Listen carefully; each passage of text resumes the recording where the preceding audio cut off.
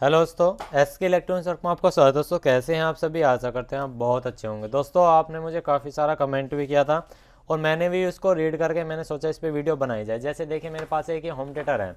अब आपने कहा था कि सर आप फॉल्ट कैसे निकालते हो, मतलब फॉल्ट को कैसे पता लगाते हो कि यहीं पे फॉल्ट है, हमें कैसे ट्रैक करना चाहिए फॉल्ट को कि इसमें कहाँ कहाँ पे कैसे कैसे फॉल्ट आता है और कैसे कैसे हमें फाइंड करना चाहिए कि भाई इस चीज़ को बदलने से इस चीज़ का प्रॉब्लम का सोल्यूशन हो जाएगा। तो चलिए दोस्तों सबसे पहले शुरू करते हैं क्या क्या चीज़ हमें चेक करनी चाहिए। देखो सबसे पहले कोई भी होम थिएटर आता है ना, अगर आपका डेड कंडीशन में आता है या वॉइस प्रॉब्लम की वजह से आता है तो आपको ये पता होना चाहिए कि आपको किस सेक्शन पे काम करना है और कहाँ पे काम करना है। तो उस चीज़ के लिए क्या पता होना चाहिए कि सेक्शन कौन से हैं। तो जैसे आपको पता है कि भाई डेड कंडीशन में आ, तो डेड कंडीशन में क्या है, पहले हम अपनी क्या करते हैं, मेन लीड को चेक करते हैं अपनी। उसमें क्या है, हम देखते हैं कि भाई कंटिन्यूटी हमारी ओके आ रही है नहीं आ रही है। जैसे मीटर है, मैंने ये मीटर लिया यहाँ पे, ठीक है। तो मैं क्या करता हूँ भाई, पहले अपनी कंटिन्यूटी चेक कर लेता हूँ कि भाई मेरे यहाँ पे जैसे मैंने सेट को ऑन यहाँ पे ऑन कर लिया तो मैं देखता हूँ कि पावर कोड पे कंटिन्यूटी बराबर आ रही है नहीं आ रही है। देखें वहाँ पे कंटिन्यूटी आ रही है कुछ मेगा ओम में, ओम्स में। तो मैं देख लेता हूँ कि यहाँ से और जहाँ मैन लीड की पॉइंट लगे हुए हैं वहाँ तक मैन लीड की मतलब पॉइंट बोल रहा है नहीं बोल रहा है। तो देखिए इस तरह से चेक कर लेता हूँ मैं। तो ये बोल रहा है तो समझ जाओ भाई हमारी पावर कोड ठीक है। उसके बाद ट्रांसफार्मर चेक करूँ, 220-30 किसी पे 150-200 ओम्स के आसपास आती है। उसके बाद मैं क्या करता हूँ, यहाँ पे सेकेंडरी सेक्शन में वोल्टेज चेक करता हूँ जब डेड कंडीशन में आते हैं। तो मैं क्या कर लेता हूँ, प्लग मेन बोर्ड में लगा के इस तरह से मैं मेन बोर्ड में लगा देता हूँ, कहीं पर भी लगा लेते हैं, सीरीज़ में लगा लेंगे चाहे।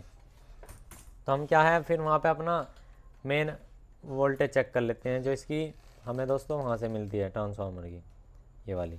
तो ट्रांसफार्मर के ओके कर लेते हैं। उसके बाद हम क्या करते हैं, ये जो दो कैपेसिटर होते हैं ना इन पे चेक करते हैं। दोनों कैपेसिटर पे क्या है, जितनी ट्रांसफार्मर मिलेगी उससे 3-4 वोल्टेज एक्स्ट्रा मिलेगी। जैसे अभी 12 मिली थी तो देखिए 15 मिली है, 15 पॉइंट कुछ, एक पे माइनस के 15, एक पे यहाँ पे प्लस के 15 मिलती है।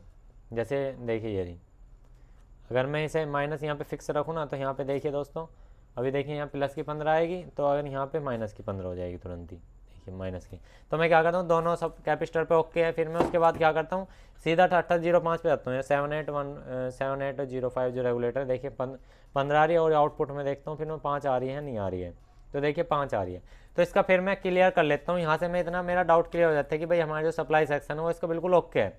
तो हमें डेड कंडीशन में सप्लाई सेक्शन में अब कुछ नहीं करना, हमारा सप्लाई ओके है। इतने में देर में आपका सेट ऑन हो जाएगा अगर ये सब चीज़ ओके है।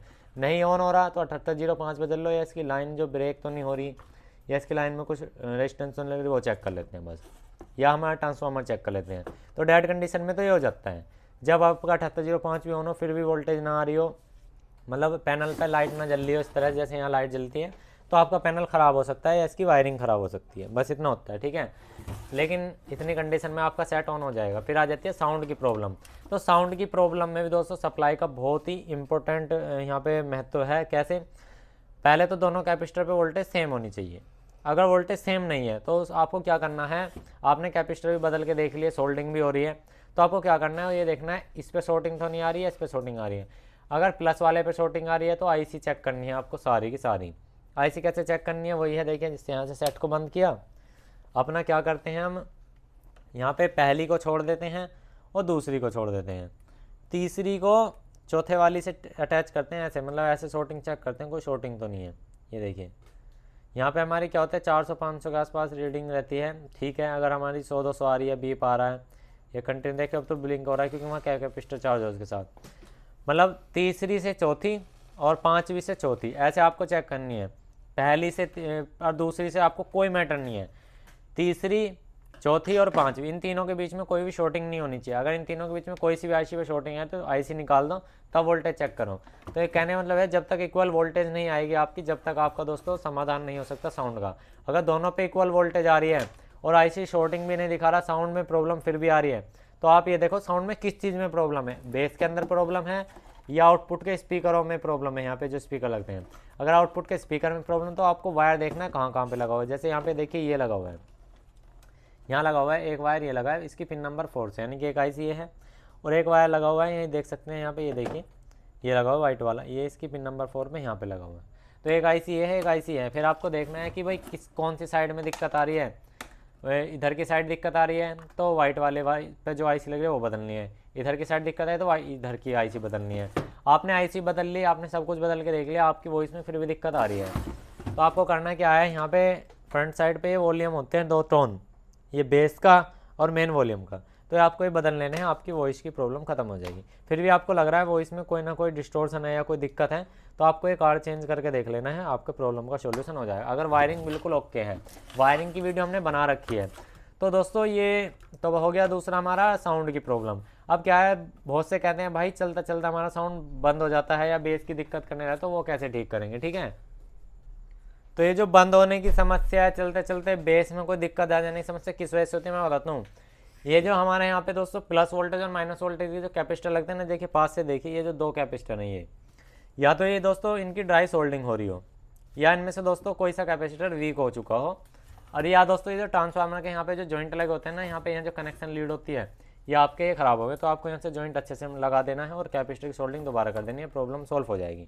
आपने फिर अगली प्रॉब्लम क्या बनती है, जब हम ज़्यादा बेस खोलते हैं तो ये झटका लेके बंद हो जाता है, लेकिन पहले नहीं होता था। तो उस कंडीशन में दोस्तों ये आपको ये तो दोनों कैपेसिटर चेंज कर लेने हैं, सेम यूएफ के लगा देने और सेम वोल्ट के, तो दिक्कत बिल्कुल आपकी खत्म। फिर आप कहते हो कि 1 घंटा 2 घंटा 3 घंटा चलने के बाद हमारा होम थिएटर फिर से कट मार के दोबारा अपने आप चलता है, तो उस कंडीशन में क्या है, ये जो आपके डायोड है ना, ये आपको डायोड चेंज कर देने हैं, ये चारों, क्योंकि ओवर हीट हो गए, अपना काम खत्म कर देने हैं। तो ये चारों डायोड आपके सप्लाई के चेंज कर देने हैं, आपका काम हो जाएगा। बताओ आपको कोई प्रॉब्लम लगती हो तो मुझे बताना। अभी यही है कि बहुत से कहते हैं कि सर हम जैसे आवाज़ मंदी तेज़ करते हैं तो उसमें वॉइस में खरखराहट के साउंड आता है, वॉइस अच्छी नहीं आती, तो उसमें अपने वॉल्यूम बदल सकते हो, उसमें प्रॉब्लम का सोल्यूशन हो जाएगा। अब मेन जो पॉइंट है, बहुत से भाई कहते हैं कि हमारे होम थिएटर में चलती बार हमिंग आती है, बाकी सब कुछ ठीक है। हमिंग आती है, जब हमने कंपनी से लिया था पहले नहीं आती थी। उस कंडीशन में भी ये जो कैपेसिटर हैं वीक हो चुके होते हैं, ये आपको कैपेसिटर बदलने हैं, और इनकी जो ये तीनों तार आ रहे हैं इनकी वोल्टेज चेक कर लेनी है 12-0-12 कि इनमें से कोई लीकेज तो नहीं है, कोई दिक्कत तो नहीं कर रहा। तो जैसे दोनों कैपेसिटर बदलोगे आप, अच्छे वाले लगाओगे ओरिजिनल बढ़िया तरीके से, तो आपकी हमिंग बिल्कुल जीरो हो जाएगी। उसके बाद भी नहीं होती, अपनी वायरिंग चेक कर सकते हो, जो यहाँ पे मेन ग्राउंड है यहाँ, और जो फ्रंट पैनल पे जो ग्राउंड होता है वहाँ पे आपको ग्राउंडिंग कर देनी है एक वायर, तो आपकी हमिंग की प्रॉब्लम भी सॉल्यूशन हो जाएगी। तो दोस्तों बताइए आपको वीडियो कैसी लगी, प्लीज़ हमें कमेंट में जरूर बताना। आपका कोई भी क्वेश्चन सवाल रह गया हो कि मेरे होम थिएटर में ये दिक्कत आ रही है वो आ रही है, तो हम आपको रिप्लाई कर देंगे। तो चलिए दोस्तों, मिलते हैं नेक्स्ट वीडियो में। जय हिंद, जय श्री राम दोस्तों।